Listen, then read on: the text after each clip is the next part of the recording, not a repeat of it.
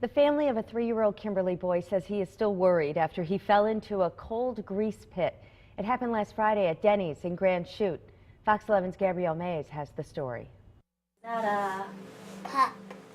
Three-year-old Wyatt Sharon Brock is all smiles as he plays with one of his favorite toys.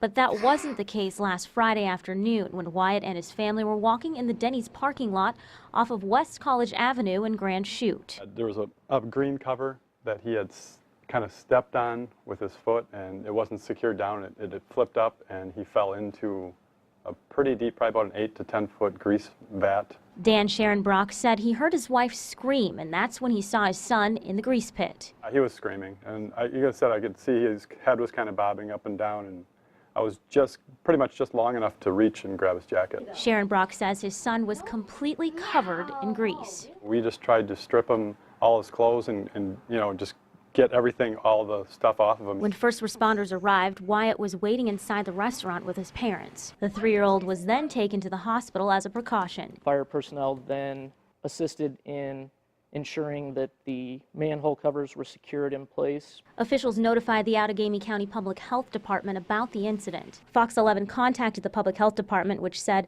the securing of the covers on the grease pit doesn't fall under the licensing and inspecting that we do as a public health agency. Grand Chute's Community Development Department says it's the restaurant's responsibility to make sure covers on grease pits are secure. In a statement, a Denny's spokesperson says our concern is first and foremost with the safety of the young boy in this situation.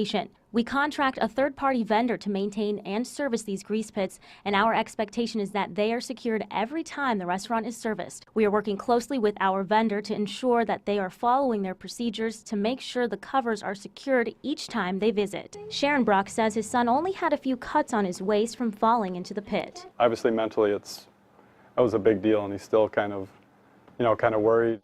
In Kimberly, Gabrielle Mays, Fox 11 News. The Sharon Brock say they haven't decided if they will take legal action, but they say they have been in touch with Denny's and are waiting to hear back.